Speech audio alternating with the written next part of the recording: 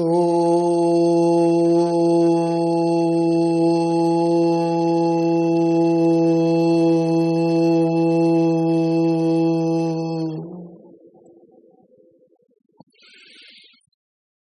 शांति।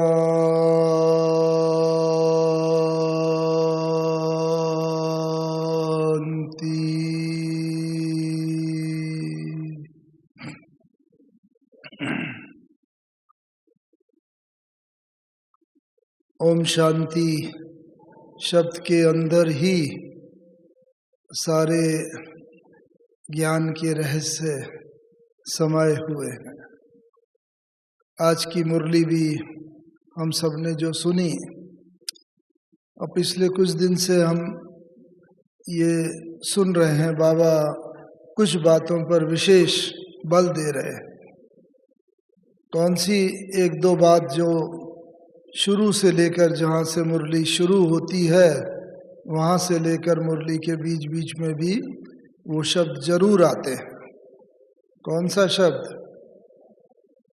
आपने देखा होगा, बाबा आज भी बोला, कल परसों भी, वशीकरण मंत्र सुना ना ये सब ने। तो बाबा कहता है, कौन सा है वशीकरण मंत्र? मनमना भाव।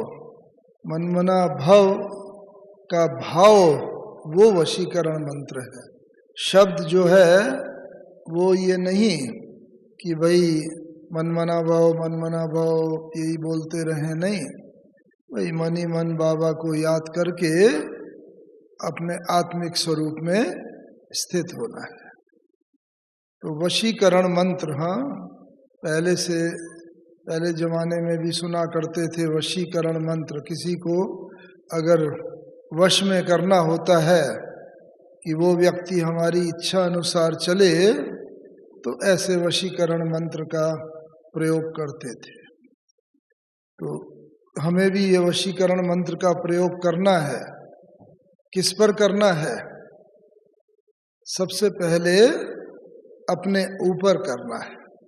जो बाबा कहता है वशीकरण मंत्र, तो इसको जितना जितना हम आत्मिक स्वरूप में स्थित होते जाएंगे उतना उतना दूसरों को भी आत्मिक स्वरूप में स्थित करा सकेंगे। वातावरण के अंदर भी आत्मा का जो स्वधर्म है शांति, उस वातावरण के अंदर भी शांति के प्रकंपन और वाइब्रेशन उनको स्थापित करते जाएंगे और इस प्रकार से शांति की स्थापना में बाबा के काम में पूरे सहयोगी बनते जाएंगे। हमें याद है ब्रह्मा बाबा के साथ चूँकि हमें रहने का भी सौभाग्य मिला 6-7 साल, और बाबा के अंतिम दिनों में भी हम यहाँ पर थे। जब जनवरी 1969 में बाबा ने देह त्याग किया, उस समय 17 और 18 जनवरी को हम यहीं पर ही थे पूरे दिन, और उन अंतिम 2 दिन में भी बाबा की कर्मातीत अवस्था देखने का मौका मिला। तो वो भी जैसे आज की मुरली में, आज और कल में, वो उसकी भी कुछ गुह्य बातें मुरली में आई। कल की मुरली में एक क्या बात थी? हमारे सबसे बड़े नौकर कौन हैं? हाँ, ये जो प्रकृति है ना भाई, अर्थक्वेक, प्रकृति धरती के हिलने से भूचाल आता है, पानी से बाढ़ आती है, ये जितने जितने हैं प्राकृतिक आपदाएं, ये हमारे सबसे बड़े सर्वेंट है, लेबर है। लेबर से काम कराया जाता है ना, और सबसे ज़्यादा काम कौन सा होता है लेबर का? सफाई का। जो भी काम हो जाते हैं उसके बाद बहुत फैल जाता है, तो सफाई का काम भी। तो इस रीति से इस पृथ्वी के ऊपर भी इतने सारी प्राकृतिक आपदाओं के द्वारा जो मनुष्य आत्माओं की गिनती कम होती जाएगी, वो शरीर छोड़ेंगे, चारों तरफ हर चीज की सफाई जैसे होगी तो ये काम प्राकृतिक आपदाएं करती जाएंगी। तो बाबा ने इसका भी रहस्य मुरली में स्पष्ट किया था। तो एक तो ये वशीकरण मंत्र अपने ऊपर प्रयोग करना है, दूसरा वशीकरण मंत्र दूसरे के ऊपर भी, बाबा के बच्चों भी दूसरे भी। कैसे हमें याद है जब हम लोग बाबा से मिला करते थे तो बस बाबा देखते थे, बाबा के पास जाते थे, बाबा ऐसे आओ बच्चे, आओ मीठे बच्चे, आओ स्वीट चिल्ड्रन, इतने प्यार से बाबा बच्चों को बोलते थे और बाहें फैला देते थे और हम बाबा की बाहों में जैसे स्थित हो जाते थे, आते थे। ठीक है, ये तो स्थूल में भी होता है, कोई व्यक्ति आपस में प्रेम से मिलते हैं, गले मिलते हैं, बाहें फैला देते हैं, एक दूसरों को बाहें में समेट लेते हैं। लेकिन उसके बाद आश्चर्य वंडर होता था, क्योंकि बाबा तो अपने इस स्वधर्म में स्थित होता था, वशीकरण मंत्र में, आत्मिक भाव में। तो उसका प्रभाव ये होता था कि जैसे ही हम बाबा से मिलते थे, हम सब लोग भी जैसे आत्मिक स्वरूप में स्थित हो जाते थे, विदेही हो जाते थे, अशरीरी हो जाते थे, देह का भान नहीं रहता था। क्यों? क्योंकि बाबा की स्थिति इतनी मजबूत होती थी। जैसे चुंबक होता है ना, चुंबक के पास लोहा रख दो तो थोड़ी देर के लिए वो भी चुंबक हो जाता है। तो ऐसे ही बाबा का इतना मैग्नेटिक पर्सनैलिटी थी कि बस बाबा ने बुलाया अपने अंदर और बस जैसे ही बाबा गले मिलते थे हम सब भी विदेही हो जाते थे। तो पहले तो बाबा खुद इस वशीकरण मंत्र में स्थित था, इसीलिए फिर दूसरा बच्चों को भी जिनसे मिलता था बाबा, उसके अंदर भी बिल्कुल जो भी मिलते थे, एक जाता था आता था, जब मिलते थे बस थोड़ी देर तक इस स्थिति का अनुभव करते थे, कुछ सेकंड तक। हाँ, फिर उसके बाद बाबा प्यार से ना थपथपा, हाँ बच्चे आओ आओ। बाबा को अनुभव होता था कि ये आत्मा जैसे विदेही स्थिति का अनुभव कर रही है, अशरीरी स्थिति का। आओ बच्चे आओ, बड़े प्यार से थपथपा के फिर जैसे देह में न चाहते हुए भी हम लोग खींचते थे, आते थे। फिर बाबा हालचाल पूछते थे, मुंह में टोली खिलाते थे और इस तरीके से एक जाता था दूसरा आता था, दूसरे को भी यही अनुभव होता था, तीसरे को भी यही अनुभव, सबको। क्यों? क्योंकि बाबा की अपनी स्थिति ऐसी थी कि बस थोड़े समय के लिए सही चाहे दूसरे को बिल्कुल ही उस स्थिति का अनुभव करा देती थी। तो ये है वशीकरण मंत्र, जिसका प्रभाव भी देखने में आए। चलो ये तो ज्ञानी आत्माएं आती थी, अज्ञानियों का हम लोगों ने सुना है, यज्ञ में सुनाते थे कि पहले हाँ जिसको किसी को कोर्स कराते थे, इतना कोर्स तो ज़्यादा प्रचलित नहीं था 7 दिन का पहले, लेकिन कोई भी आता था विशिष्ट व्यक्ति समझाते थे तो 2 व्यक्ति कम से कम होते थे। एक व्यक्ति मुंह से समझाता था और दूसरा योग में रहता था, उस आत्मा को अपने वाइब्रेशंस ये देता था, जिससे वो आत्मा बिल्कुल रिसेप्टिव मूड में आ जाती थी। उसके अंदर बस सुनते तो सभी हैं जब एक दूसरे को बताएगा, लेकिन उस बात की अनुभूति में उतरती जाती है। तो ये वशीकरण मंत्र का वो प्रभाव है जो कि दूसरे के ऊपर हम इमीडिएटली छोड़ सकते हैं, और इस तरीके से बहुत प्रभावित होके जाते थे। अभी भी ऐसे होता है। अभी तो एक व्यक्ति अगर बताता है तो बाबा ने उसका भी बताया है कि एक ही समय पर 3 प्रकार की सेवा करो। मनसा से, वाचा से अगर कर रहे हो तो मुंह से करो, मन के द्वारा भी वो सेवा करो, और मनसा वाचा कर्मणा तीनों एट ए टाइम अगर सेवा होती है तो वो उसका रिजल्ट प्रभाव बहुत शक्तिशाली होता है। तो ये वशीकरण मंत्र केवल मुरली का हम सुन के ही ना जाएं, लेकिन सुनने के साथ साथ उसे अपने ऊपर भी और दूसरों के ऊपर भी ऐसा कोई भी, क्योंकि आज की मुरली में ही बाबा ने कहा है ना। और दूसरा पॉइंट क्या बोला बाबा ने खास, जो कई बार बाबा बीच बीच में कहते भी रहते हैं, आज की मुरली में खास बोला, हाँ क्या करो, हाँ जानवर गाय भैंसे क्या करती हैं, हाँ खाते हैं, जुगाली कर, उसके बाद जुगाली करते हैं, मुंह चलता रहता है। ऐसे ही आप आत्माएं भी जब ज्ञान सुनते हो, मुरली सुनते हो, कोई भी बात है, उसके बाद विचार सागर मंथन करो, उसको उगारो। जैसे गाय भैंस उगारती है ना, मुंह चलता रहता है, फिर वो शक्ति प्रदान करता है। ऐसे ही आप भी, हम बच्चे भी जब तक मंथन नहीं करेंगे ज्ञान का, तो उसको उगार नहीं सकते। उससे शक्ति जो आत्मा को जितनी प्राप्त होनी चाहिए वो शक्ति नहीं मिलती है।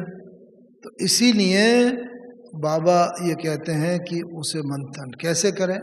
कई बार बाबा मुरली में भी कहते हैं ना, बस कई बच्चे कहते हैं बाबा हमारा मंथन नहीं चलता है, हम क्या करें। उसकी भी विधि बाबा ने बताई हुई है। क्या विधि बताई हुई है? हाँ देखो, जैसे मुरली होती है ना, मुरली की सुनी पॉइंट्स, अब सारी मुरली तो याद नहीं रहेगी, केवल 1 या 2 पॉइंट जो हम समझते हैं हमारे लिए बहुत अच्छी हैं, करनी चाहिए, बस वो 1-2 पॉइंट लिख के पॉकेट में या पर्स में या किसी में रख लें, और दिन में बार बार उसे निकाल करके अगर पढ़ेंगे तो तुरंत बुद्धि में याद आ जाएगा वो पॉइंट, और फिर उस पर बुद्धि चलने लगेगी। तो एक तो ये भी जरूर करें, उसे लिख करके पॉइंट को रखें। दूसरा, विचार सागर मंथन हमारा चलता रहे, उसके लिए बाबा ने कहा है जो हमारे चित्र बने हुए हैं ना, चित्र के सामने जाकर बैठ जाओ। मानो कलव वृक्ष है, कलव वृक्ष के सामने जाकर बैठ जाओ और वहाँ पर मंथन करो। चित्र को देखो, नीचे नीचे लिखा है, चित्र में देखा है बाबा मम्मा बैठे हैं, साथ में और भी अष्टरतन बैठे हुए हैं, और बस अपने को इमेजिन करो, माइंड में पिक्चर लाओ कि मैं भी बाबा के साथ वहाँ पर बैठा हूँ या बैठी हूँ। जरूरत हो तो आपके घर में भी पिक्चर हो, और किसी को कोई वो ना हो तो अपना भी फोटो काट करके उसमें लगा दो, और जब रोज देखेंगे तो बहुत नशा चढ़ेगा। ओहो, मैं बाबा के साथ कल्प की आधार मूर्त आत्मा हूँ, मेरे आधार पर ये सृष्टि सारी ठहरी हुई है, मैं पूर्वज आत्मा हूँ, जो बाबा ने कहा। और कहते हैं वाह बाबा वाह, हम ही पूर्वज आत्माएं हैं, और हम ही फिर पूज्य बनती हैं। और फिर इस प्रकार से पूरा का पूरा कल्प वृक्ष का मंथन कर लो कि कैसे शिव बाबा बीज रूप है, बाबा मम्मा या राधा कृष्ण ये सृष्टि के 2 पत्ते हैं, और इस प्रकार से सतयुग त्रेता, फिर कैसे भिन्न भिन्न धर्म निकले। तो जब उसको जैसे हम किसी को समझाते हैं, इस रीति से अपने को समझाएंगे तो विचार सागर मंथन चलना शुरू हो जाएगा। 1 बार 2 बार 3 बार वो करेंगे अलग अलग चित्रों के सामने, बस ऐसे बोलो जैसे खुद से समझा रहे हैं, और फिर बुद्धि का द्वार खुल जाएगा।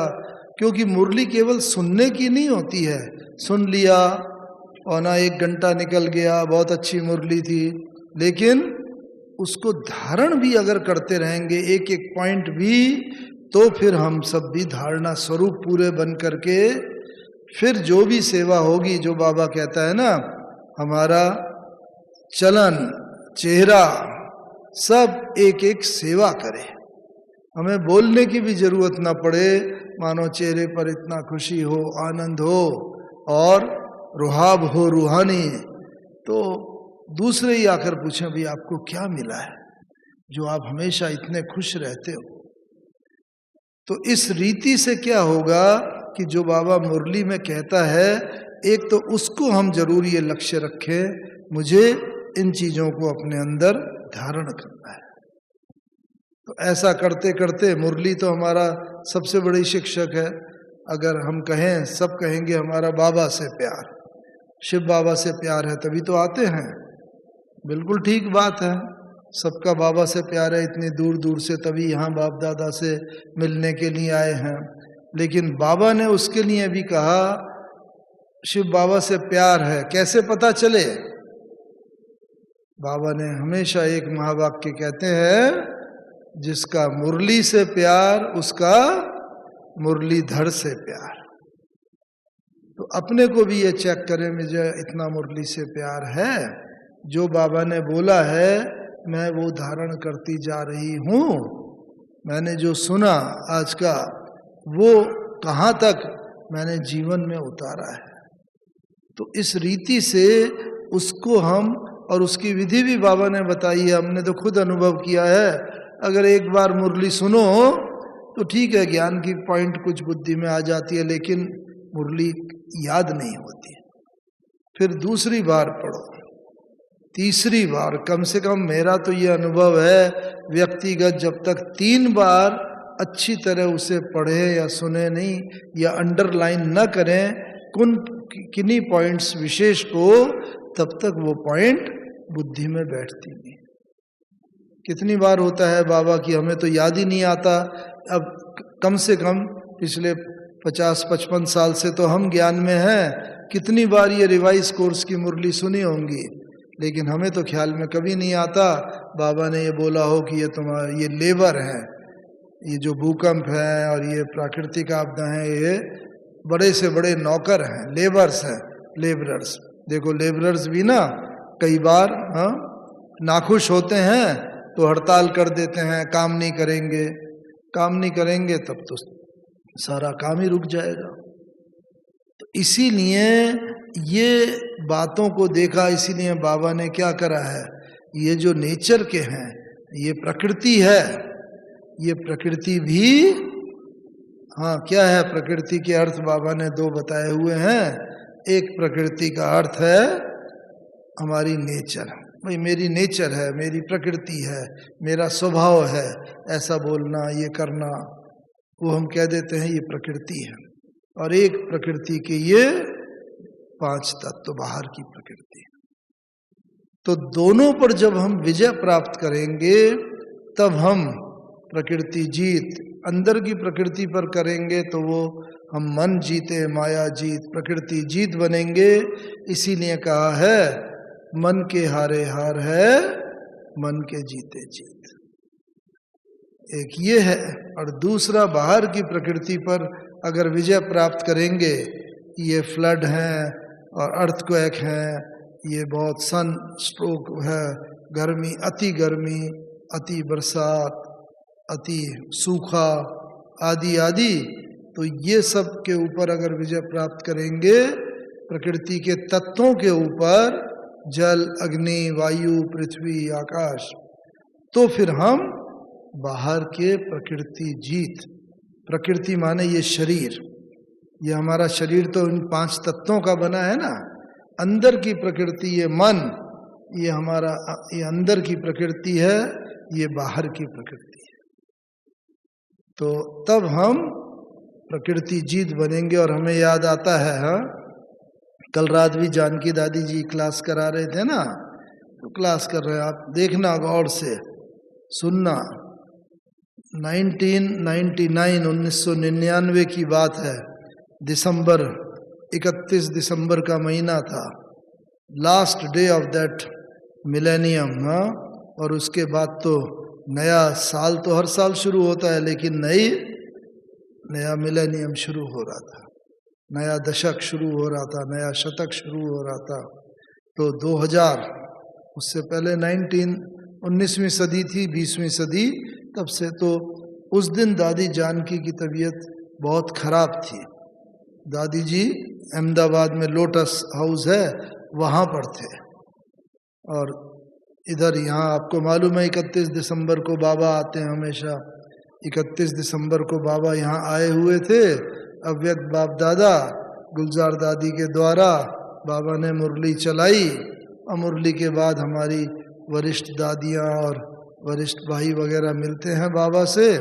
तो दादी प्रकाश मणि जी और निर्वैर भाई जी वो मिल रहे थे बाबा से, और उन्होंने बताया बाबा दादी जानकी की तो तबीयत बहुत खराब है, और डॉक्टरों ने ऑलमोस्ट जवाब जैसा दे दिया है बिल्कुल, और उन्होंने याद भेजी है और वो अहमदाबाद में है। तो बस बाबा ने देखा और बाबा ने एक ही शब्द बोला, बच्चे वो प्रकृति जीत आत्मा है, इसलिए उसे कुछ नहीं होगा। बस एक शब्द बोला आज से लगभग 20 साल पहले, जब बहुत, हाँ तालियां बजाओ देखो, तो उसके बाद लगभग 20 साल गुजर गए, 19 साल 20वां चल रहा है, और देखो आज दादी 103 वर्ष पूरा करके भी अब किस उसमें देखो सारे दुनिया का भ्रमण करते रहते हैं। हमने देखा, अभी हम भी गए हुए थे लखनऊ में, शिलान्यास था रिट्रीट सेंटर का, तो दादी जी का उमंग उत्साह देखने लायक था। इनको देखकर भी ऐसी प्रेरणा, वहाँ भी जो चीफ मिनिस्टर हैं योगी आदित्यनाथ जी, यूपी के चीफ मिनिस्टर है ना, वो आए हुए थे, उनके हाथों से शिलान्यास हुआ। बस वो भी देख करके दंग रह गए और बोलते हैं अच्छा। और दादी जी बस उनका, बस जैसे माँ अपने बेटे का हाथ ना वो करके, और योगी जी बहुत सारे कारोबार के बीच में से आए हुए थे, उनकी बुद्धि में वो सब कारोबार जैसे घूम रहे थे, लेकिन हमारे यहाँ समय दिया हुआ था, आए अपने समय पर।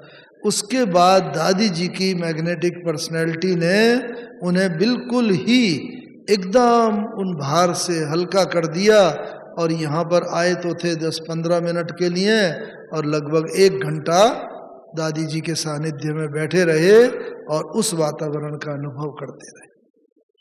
तो ये है प्रकृति जीत आत्माओं के लक्षण। और हमें भी एक, जैसा मैं बता रहा था ना ब्रह्मा बाबा का, हाँ बस ब्रह्मा बाबा का प्रकृति जीत कैसे बाबा थे। 17-18 जनवरी को, वैसे तो बाबा के साथ हम 7-8 साल रहे थे, लेकिन बाबा का ऐसा वो था, हम बच्चों, सभी बच्चों से बच्चे आते थे, मिलते थे, और हर बच्चे को ये अनुभव होता था बाबा मेरा है। जितना बाबा मुझसे प्यार करता है उतना किसी से नहीं करता। ये है विश्व महाराजन, विश्व महारानी बनने वाली आत्माओं के लक्षण। हर एक को ये अनुभूति होनी चाहिए, ये भाई या ये बहन मेरे हैं। और वो कब होगा? जब हम बिल्कुल उनको ये अनुभूति कराएंगे कि भाई आप हमारे हो। हम जितनी ये अनुभूति कराएंगे उसे भी ये अनुभव होगा ये हमारे हैं, अपनेपन का अनुभव। विश्व महाराजन तो वही हो सकता है ना जो सबके दिलों पर राज्य करे। आज शक्ति से तो हर एक कोई राज्य कर लेता है, पॉलिटिशियंस भी होते हैं, डिक्टेटर होते हैं, या इलेक्टेड लीडर हों, कोई भी हो, वो राज्य कर लेते हैं, करते हैं। लेकिन जो दिलों पर राज्य करे सबके, हर एक अपने अंदर से महसूस करे कि हाँ ये मेरे हैं, तो बस ये हर एक कोई बाबा के पास आके अनुभव करता था बाबा मेरा है।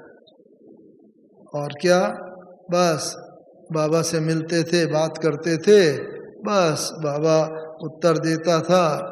लेकिन कर्मातीत अवस्था जब बाबा की थी, हमें ये सौभाग्य मिला कि 17 और 18 जनवरी 2 दिन पूरा बाबा के साथ ही साथ थे। 69 में, 69 में, और बाहर से आ गए थे उन 2 दिनों में। तो उन 2 दिनों में जो अनुभूति हुई कि कैसे बाबा हमारा है और कैसे बाबा ने कर्मातीत अवस्था का अनुभव करा और उसके क्या लक्षण हैं, वो हम लोग आपस में शेयर करेंगे, क्योंकि हम सबको भी कर्मातीत बनना है। और अभी तक तो वो ही एक आत्मा है बाबा के जिसने कर्मातीत अवस्था को प्राप्त किया है, एक ही आत्मा वो में से। तो एक तो ये अनुभव किया, हमेशा जब हम आते थे बाबा से मिलते थे, बाबा से बात करते थे और बाबा उसका उत्तर देते थे अगर कोई प्रश्न पूछते थे।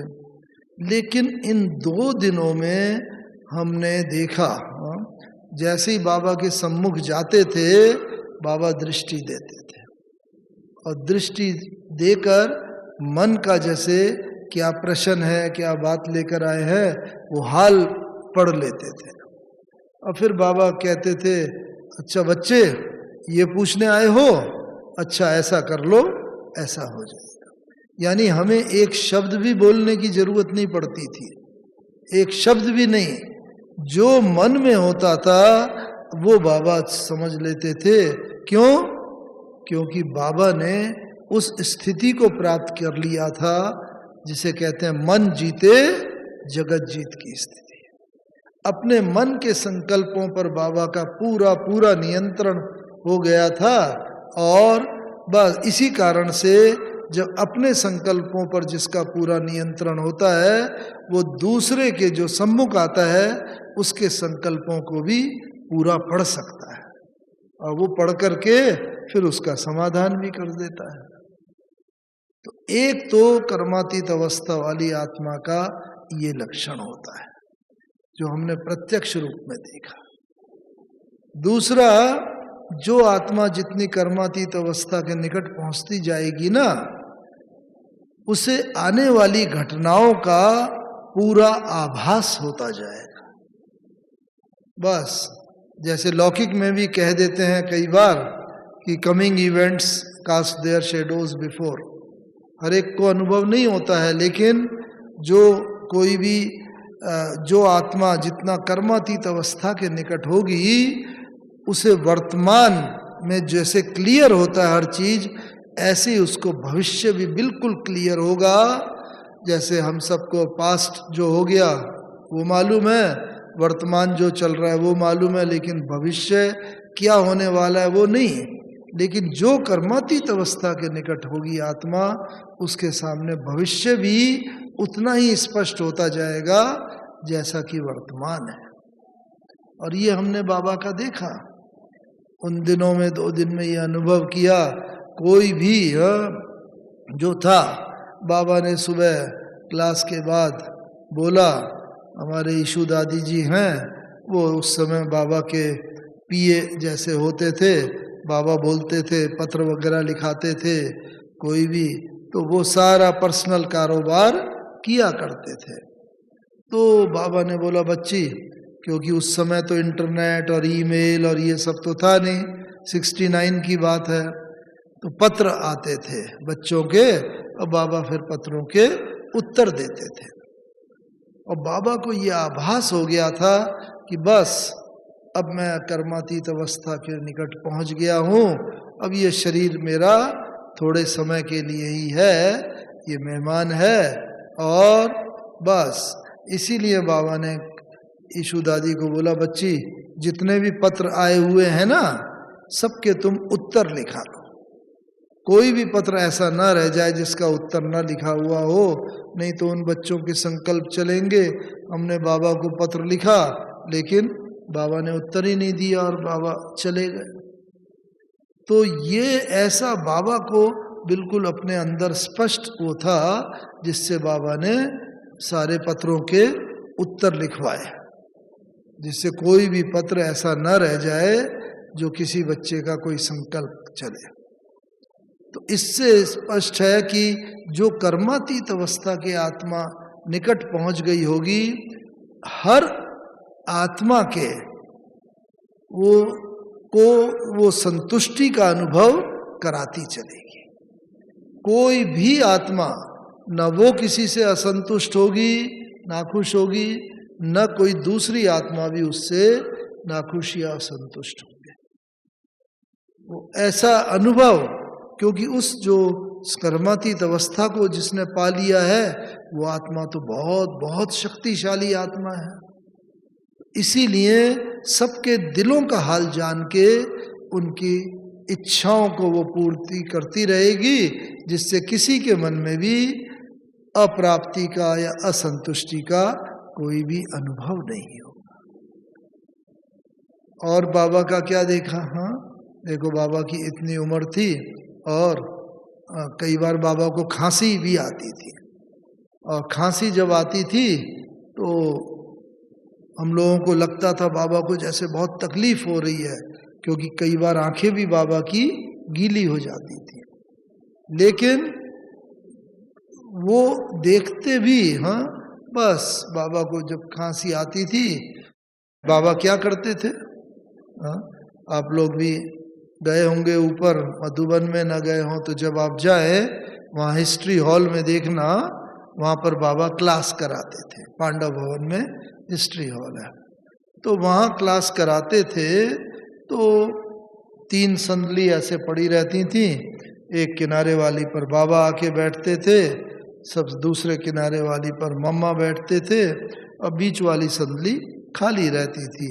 तो उसमें जो भी पार्टियां आती थी, बच्चे आते थे, 1 बाय 1 आके अपना अनुभव सुनाते थे, और हम क्या पुरुषार्थ की पॉइंट लेकर के जा रहे हैं, क्या हम करेंगे, वो सब वहाँ बैठ के सुनाया करते थे। तो इस तरह बाबा मम्मा के बीच में बैठ के बहुत ही एक अतीन्द्रिय सुख की अनुभूति का अनुभव होता था। तो बाबा को जब कभी खांसी बहुत आती थी बाबा की, उसके पास ना एक चित्र था ट्रांसलाइट का, लक्ष्मी नारायण का और कृष्ण का चित्र। तो जब खांसी रूपी परिस्थिति बड़ी स्ट्रांग होती थी, तकलीफ दे रही है खांसी, तो बाबा क्या करते थे, खांसी रूपी परिस्थिति को ना अपनी स्वस्थिति से उसको कम करते थे। कैसे कि बस खांसी आ रही है, परिस्थिति विकट है, बाबा फिर भी बोलते, देखो बच्चे अभी तो ये पुराना शरीर है, पुराने तत्वों का बना हुआ, तमो प्रधान तत्वों का बना ये शरीर है, खांसी आ रही है, ये तकलीफ, लेकिन कल हम उस दुनिया में जाएंगे, ट्रांसलाइट की तरफ हाथ करके इशारा करके, वो नई दुनिया में वहाँ 5 तत्व भी सतो प्रधान होंगे, शरीर भी सतो प्रधान होगा, कोई भी ये खांसी और कोई हिसाब किताब नहीं होगा, ऐसी दुनिया में जा रहे हैं। और बाबा उसका वर्णन करते थे, और बस वर्णन करते करते बाबा अपनी स्वस्थिति को इतना ऊंचा कर लेते थे कि खांसी रूपी परिस्थिति डाउन हो जाती थी, और धीरे धीरे खांसी रूपी परिस्थिति एकदम गायब हो जाती थी।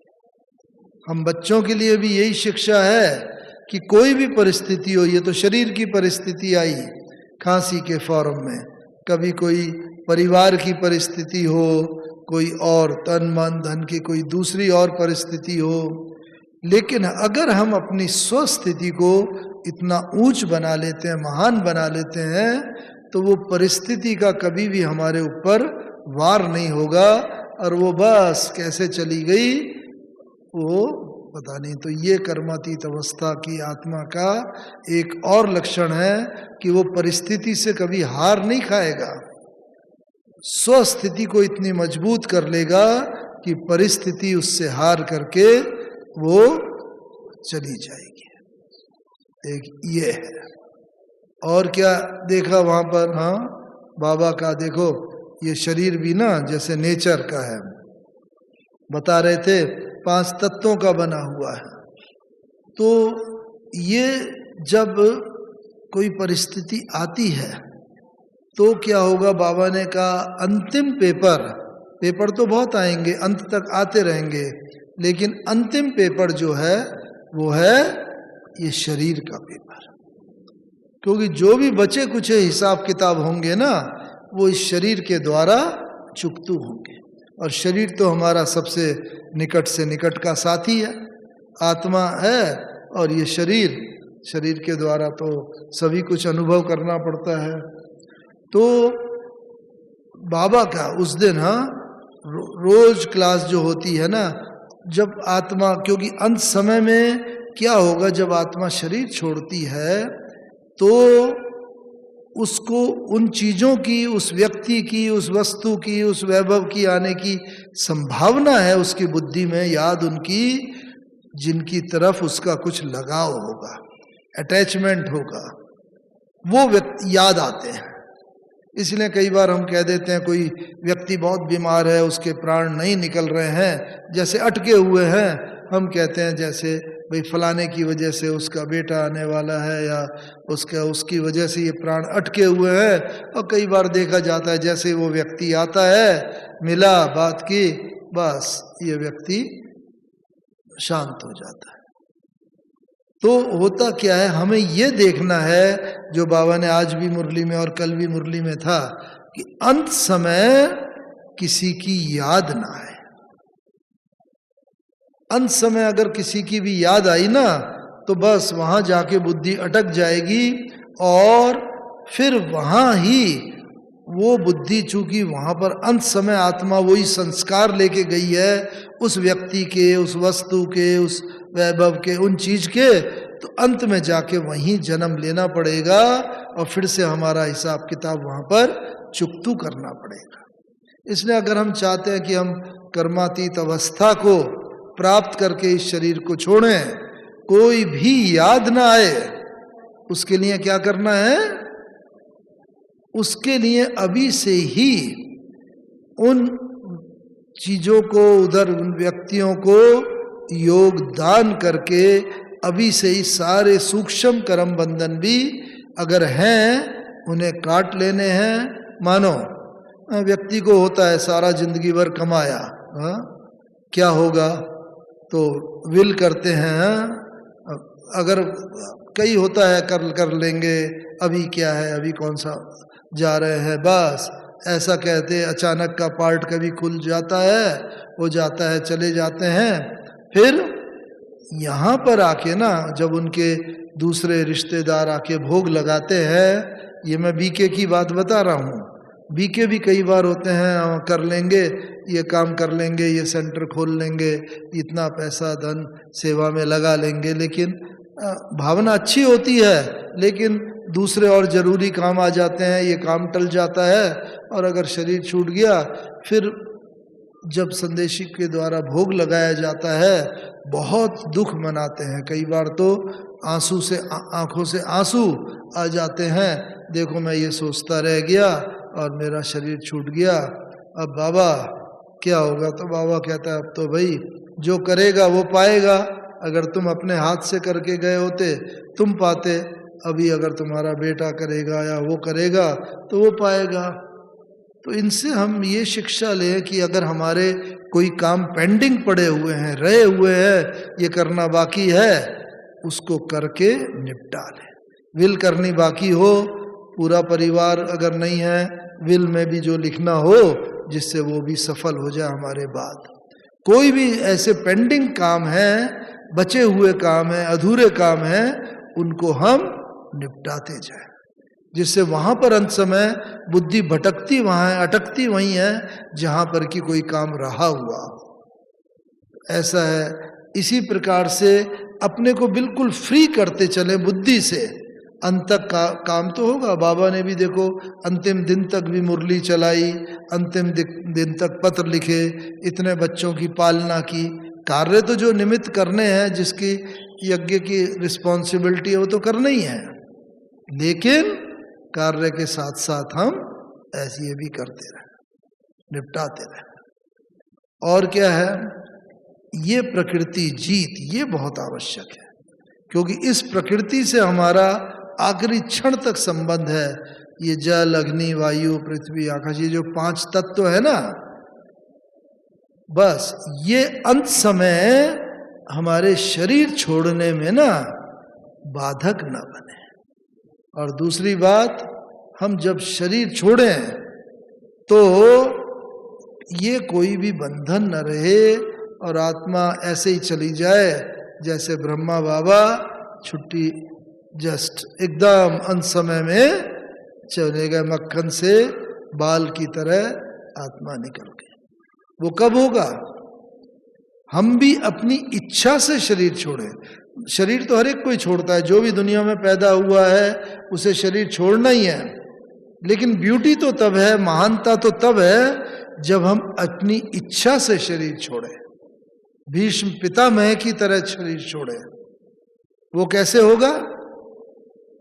भीष्म पितामह का तो सबने सुना है ना, अपनी इच्छा से शरीर छोड़ने इतने दिन तक रुके। उसका भाव क्या है कि ये जो 5 तत्व हैं, ये तत्व भी जल, अग्नि, वायु, पृथ्वी, आकाश जिनसे बना हमारा ये शरीर है, ये हमारा सहयोग करें।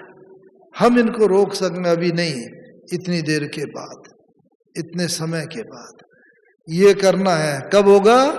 जब ये तत्व भी हमारी बात कब मानेंगे? जब ये तत्व हमारे साथ मित्रता का व्यवहार करेंगे, वो हमारे मित्र, उन्हें हम बना लें। बस मित्र मित्र की बात कभी टालता नहीं है। मित्र मित्र की हमेशा समय पर रक्षा करता है, मदद करता है।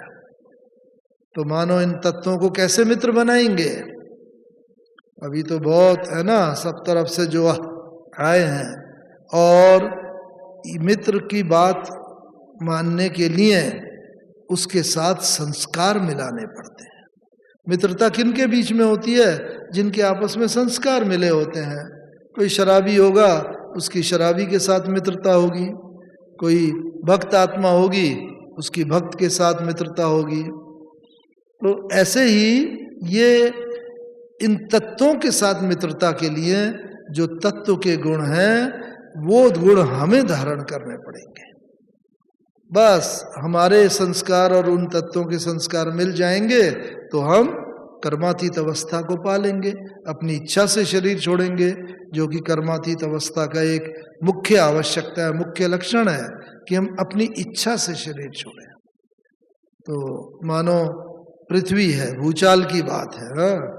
तो पृथ्वी का कौन सा मुख्य गुण है जो हम धारण कर ले और पृथ्वी समय पर हमारी रक्षा करे? कौन सा गुण है? पृथ्वी में अनेक गुण हैं। हाँ बोलो, सब जानते हैं ना। धरती में क्या है? सुना ही नहीं पड़ा। सहनशीलता, ये सब अच्छा है, सहनशीलता भी है और अटलता भी है, ये सब है। लेकिन पृथ्वी का एक सबसे बड़ा गुण है, पृथ्वी दाता है, दातापन का गुण। देखो पृथ्वी से ही हमें पानी मिलता है, जल मिलता है, गेहूं, अनाज सब पृथ्वी से पैदा होता है, फल फूल सब पृथ्वी से ही पैदा होते हैं, सब पृथ्वी से ही पेट्रोल, डीजल, ऑयल, सब चीज पृथ्वी दाता है। पृथ्वी से ये चीजें न मिले तो मनुष्य का जीवन का अस्तित्व का ही कोई मतलब नहीं है। तो ऐसे हम भी दाता बन जाए। दाता का मतलब हमारे सम्मुख कोई आए। स्थूल चीज की तो लिमिटेशन हो सकती है, कोई कपड़ा देना है, पैसा देना है, अनाज देना है, वो तो हर एक की अपनी अपनी स्थूल सामर्थ्य पर आधारित है, दे सकता है, नहीं दे सकता। लेकिन हम दाता बन जाए, हमारे सम्मुख कोई आए वो खाली हाथ न जाए। प्रेम, स्नेह, सहयोग, सहिष्णुता, सहिष्णुता का भाव, और ये सारे जो गुण हैं, ये सब हम ऐसे बांटते चले, देते चले। कोई भी आए, हर एक को ये लगे ये मेरे हैं, इनसे मुझे इस गुण की, इस शक्ति की प्राप्ति हुई। इसमें तो कोई खर्चा ही नहीं होता। तो इस कारण से जो भी आत्मा आए वो कुछ ना कुछ ले करके जाए। उसी का स्थूल उदाहरण है, मधुबन में भी हम आते हैं भगवान के घर में, बाबा के घर में, तो बाबा के घर से हमें कोई स्थूल याद सौगात मिलती है। वो इसी बात का वो है कि हम लोग, हमारे भक्त भी जो आते रहे द्वापर युग से, हमारी मूर्तियों के सामने पूजा करते रहे, और वो सब ने भी हमारी मूर्तियों से भी इतना लूटा है, प्रेम, शांति, आनंद, सहयोग की भावना, सब कुछ। जो भी इच्छा लेके वो हमारी मूर्तियों के सामने आए, हमारी मूर्तियों ने जब उनकी इच्छाओं को पूर्ण किया, तो अभी तो हम चैतन्य में हैं, तो हमें हर एक की इन इच्छाओं को पूर्ण करना है। कोई भी आत्मा खाली हाथ ना जाए। ये कर्मातीत अवस्था की आत्मा का एक लक्षण। ऐसे ही पृथ्वी में बहुत गुण है, लेकिन समय के अभाव में मैं एक एक गुण का ही वर्णन करूँगा। तो इस तरह पृथ्वी का दातापन का अगर हम गुण ले लेंगे तो पृथ्वी कभी भी हमारी मृत्यु का कारण नहीं बनेगी। जितने भी भूचाल आएगा, पृथ्वी हिलेगी, चारों तरफ बिल्डिंग गिरेंगी, सब होगा, लेकिन पृथ्वी को चूंकि हमने अपना मित्र बना लिया तो हमें वो पहले से ही टच कर देगी और हमारे पांव उधर बढ़ जाएंगे जहां पर सेफ्टी होगी, जहां हमारा बाल भी बांका नहीं हो सकता। विनाश आएगा वहां थोड़ी दूर तक आके रुक जाएगा, हमारे तक नहीं। क्यों? क्योंकि पृथ्वी को हमने अपना मित्र बना लिया। इस तरीके से ये पृथ्वी का गुण है। ऐसे ही जल भी मृत्यु का बहुत बड़ा कारण बनेगा, क्योंकि इतना समुद्र के 3/4 हिस्से में 2/3 से ज्यादा में पानी है। और जब ये कभी बाढ़ आती है, सुनामी आती है, सबने सुना है ये सुनामी बाढ़, तो कितने हजारों लाखों लोग एकदम एक झटके में खत्म हो जाते हैं, जैसा भूचाल में होता है। तो अगर हम जल को अपना मित्र बनाना चाहते हैं कि जल के कारण मेरी मृत्यु ना हो, सुनामी हो, बाढ़ हो, कुछ भी हो, लेकिन मेरे को कष्ट देने का लिए वो निमित्त न बने, तो जल में कौन सा सबसे बड़ा गुण होता है? शीतलता का। और जल में एक सबसे बड़ा गुण होता है एडजस्टमेंट का, फ्लेक्सिबिलिटी का। देखो जल को किसी चीज में लोगे ना, गिलास में लोगे वो गिलास में सेट हो जाएगा, कटोरी में लोगे कटोरी में हो जाएगा, थाली में लोगे थाली में, यहाँ तक चम्मच में भी लोगे चम्मच में भी वो आ जाए। क्यों? क्योंकि वो फ्लेक्सिबल है, वो एडजस्टमेंट की उसमें शक्ति है, हर जगह एडजस्ट हो जाता है।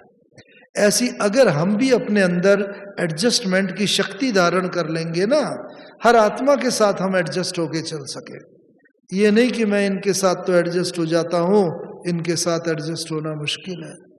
सास बहू के साथ, बाप बेटे के साथ, भाई भाई के साथ, सब हर एक कोई एडजस्ट होके अगर चल सकेंगे तो जल को का संस्कार हमने अपने अंदर धारण कर लिया एडजस्टमेंट का, फिर कभी भी जल हमारी मृत्यु का, हमारे दुख का, अशांति का कारण नहीं बनेगा।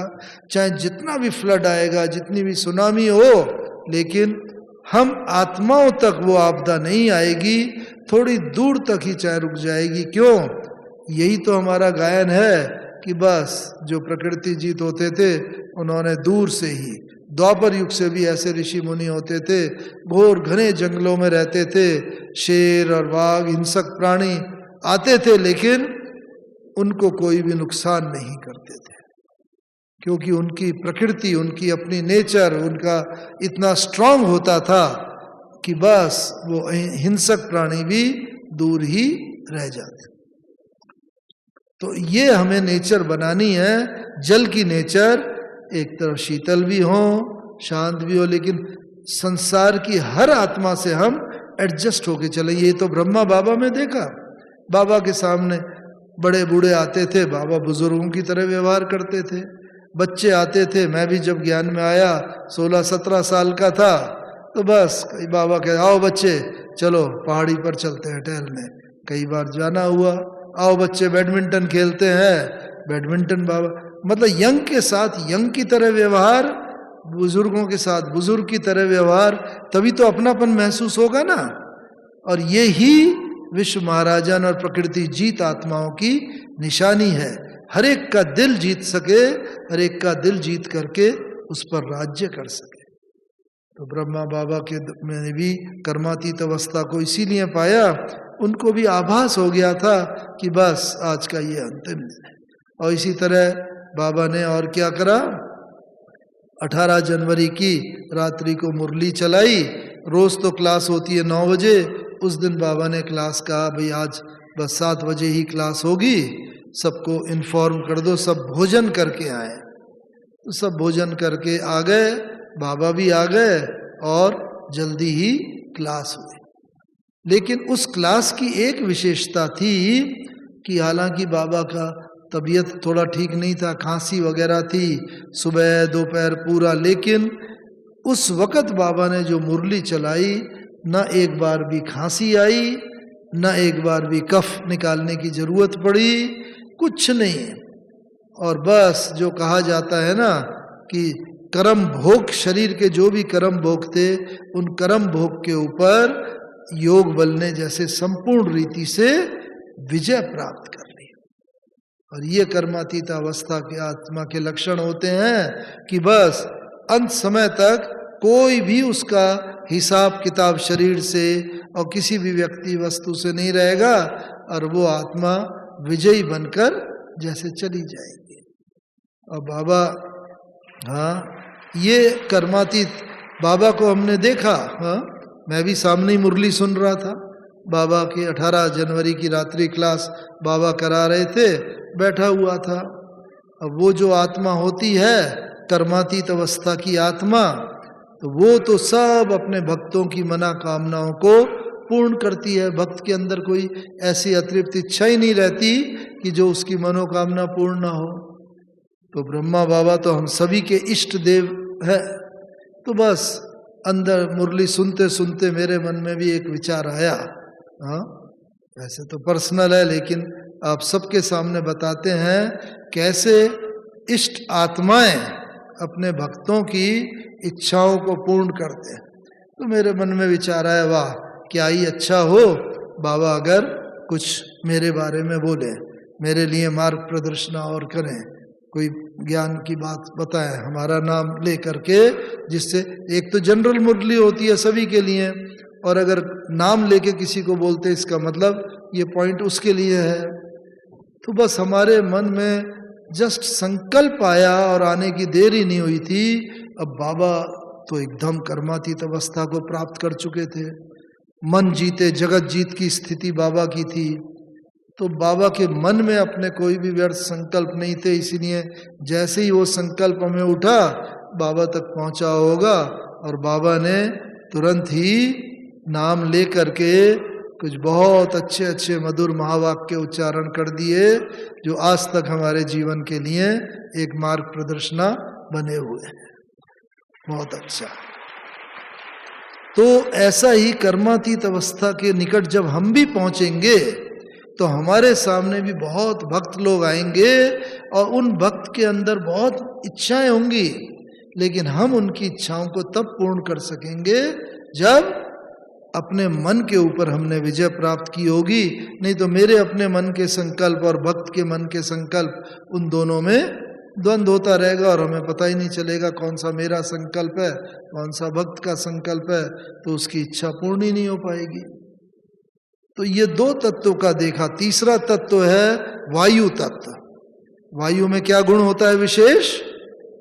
वायु हल्की होती है, हर चीज को ऊपर उठाती है। पृथ्वी का गुण है नीचे खींचना, और वायु का गुण है ऊपर ले जाना। दोनों विपरीत स्वभाव के हैं, लेकिन प्रकृति के अंदर कोएग्जिस्टेंस है, दोनों साथ साथ रहते हैं, विपरीत स्वभाव है। ऐसे हम भी परिवार में रहें, और परिवार में 4 सदस्य हैं, जरूरी नहीं सबका स्वभाव एक जैसा हो, विपरीत स्वभाव होगा। लौकिक में भी आज हम घर में देखते हैं, एक को आलू की सब्जी अच्छी लगती है, दूसरे को लौकी की सब्जी अच्छी लगती है। कोई भी, हर एक का अपना अपना स्वभाव है। तो लेकिन कोएग्जिस्टेंस, ठीक है, तुम्हें वो अच्छा लगता है वो खाओ, लेकिन हम दूसरे के मार्ग में बाधक न बने। जो हमारा भारतीय संस्कृति का एक सिद्धांत है, जियो और जीने दो। किसी के भी जीवन के अंदर हम बाधक न बने, उनके लिए नेगेटिव थिंकिंग न हो, तभी हम हल्के रह पाएंगे। और जब हल्के रहेंगे वायु की तरह, तो चाहे जितने भी साइक्लोन आएंगे, आजकल अभी भी देखो, कल न्यूज़ सुन रहे थे, कोई बुलबुल करके तूफान आया हुआ है, और उधर वेस्ट बंगाल और उड़ीसा में उसने काफ़ी नाश किया है प्रकृति का भी, और 1-2 जगह तो 6-7 लोग मर भी गए, आदि आदि। तो वायु ये भी अंत समय में बहुत भयंकर विनाश का कारण बनेगी। लेकिन अगर हमने वायु का गुण धारण किया होगा, हर परिस्थिति में हम हल्के रहें, तो वायु कभी भी हमारे विनाश का कारण नहीं बनेगी। क्यों? क्योंकि वायु के सामने साथ हमने मित्रता कर ली, और मित्र कभी भी मित्र के प्राण नहीं लेता। चौथा तत्व है, हाँ, अग्नि, देखो अग्नि का क्या विशेष गुण होता है, अग्नि में कोई भी चीज डालो उसका रूप बदल जाता है। ऐसे ही बाबा ने कहा आपकी ऐसे ज्वालामुखी अग्नि जली हुई हो, उस ज्वालामुखी अग्नि के सम्मुख जो भी आए उसका रूप बदल जाए। बाबा ने कहा दुखी आत्मा आए आपके सम्मुख आके आपके ज्वालामुखी गुण का रूप का दर्शन करेगी और वो दुखी आत्मा सुखी आत्मा में परिवर्तित होके वहां से चली जाए। अशांत आत्मा आए शांति की अनुभूति करके चली जाए, शांति में बदल जाए।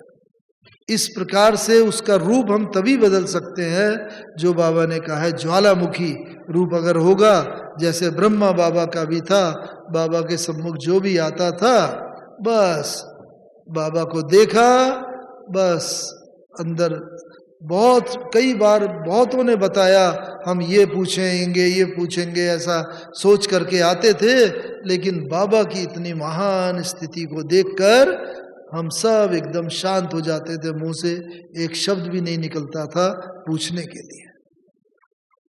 ये स्थिति है कौन सी, ज्वालामुखी अग्नि स्वरूप।